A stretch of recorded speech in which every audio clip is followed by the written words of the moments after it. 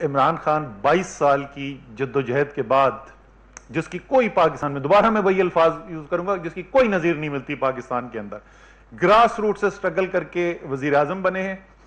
انہوں نے سب سے بڑا، جیسے ڈاکٹر حفیظ شیخ صاحب نے کہا کہ پاکستان کا سب سے بڑا ایکسٹرنل کرائسس کا سامنا کیا جس وقت وہ آئے.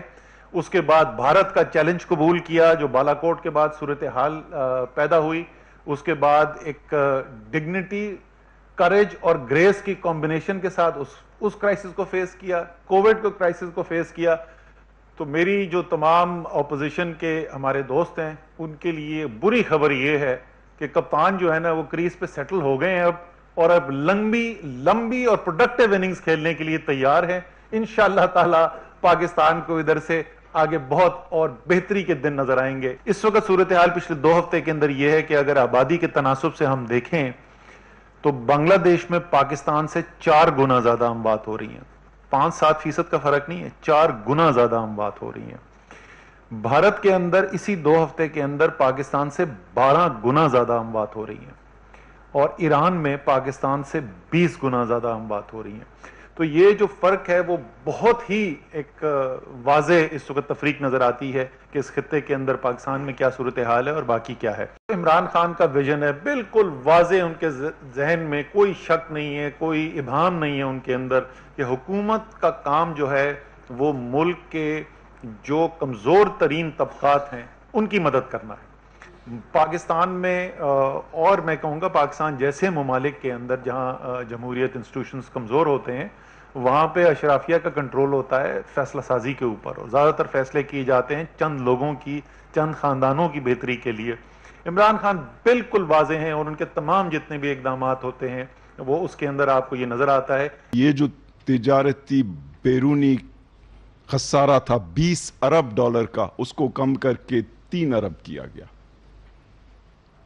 اور یہ ایک تاریخی پرفارمنس ہے اس حکومت کی پچھلے 2 سال میں کہ ایکسپورٹس بڑھانے کے لیے مراعات دی گئیں اور امپورٹس کو خصوصی طور پہ جو لگژری آئٹمس ہیں ان پہ ٹیکسز لگا کر اس کو کم کیا گیا. اب آپ آئیں کہ ایکسپینڈیچر، ایک بڑی وجہ ہمارے بحران کی یہ تھی کہ حکومت جو ہے خصوصی طور پہ الیکشنز کے دوران حد سے زیادہ اخراجات کرتے ہیں، اور جو پروجیکٹس بھی کیے جاتے ہیں ان میں کوئی کاسٹ کی کنسیڈریشنز کو آگے نہیں رکھا جاتا. تو ہم نے یہ پچھلے 2 سال جو گزرے ہیں بہت سختی سے اخراجات، حکومتی اخراجات کو کنٹرول کیا ہے، اور آپ نے دیکھا کہ کابینہ کی تنخواہیں تک کم کی گئیں، پریزیڈنٹ اور پرائم منسٹر کے ہاؤسز کے بجٹ کم کیے گئے، حتیٰ کہ فوج کی جو اخراجات ہیں ان کو بھی منجمد کیا گیا، اور سول حکومت کے اخراجات کو کم کیا گیا.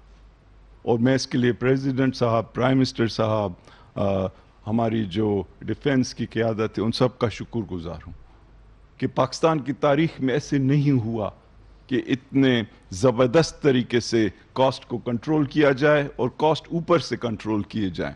یہ نہیں کہ لوگوں کی جو دینے والی چیزیں ہیں ان کو روکا جائے لیکن اوپر عیاشی چل رہی ہو. تو ہم نے جو یہ سال گزرا ہے اس میں اسٹیٹ بینک سے کوئی بوروئنگ نہیں کی، کوئی قرض نہیں لیا. ہم نے جو یہ سال گزرا ہے اس میں کوئی سپلیمنٹری گرانٹ کسی ادارے، کسی حکومتی منسٹری کو نہیں دی. ہم نے طاقتور لوگوں کو نو کہا تاکہ ہم ملک کی جو میکرو اکانومی ہے اس کو اسٹیبلائز کریں. اور اب آپ دیکھیں کہ ان تمام چیزوں کی وجہ سے ایک جانب ڈومیسٹک سائیڈ اور دوسری جانب فورن جو تھریٹ ہے ان کو کنٹرول کیا گیا. پھر ہم نے اپنے ٹیکسز کے نظام کو بہتر کرنے کی کوشش کی، اور کرونا وائرس سے پہلے جو ٹیکسز میں بڑھنے کی جو رفتار تھی وہ 17% تھی. بدقسمتی سے یہ کرونا وائرس کی سچویشن ابھری، اور وہ جو ایک بہت اچھی جو ہے اچھے انداز میں ہماری ریونیوز کی گروتھ ہو رہی تھی وہ متاثر ہوئی.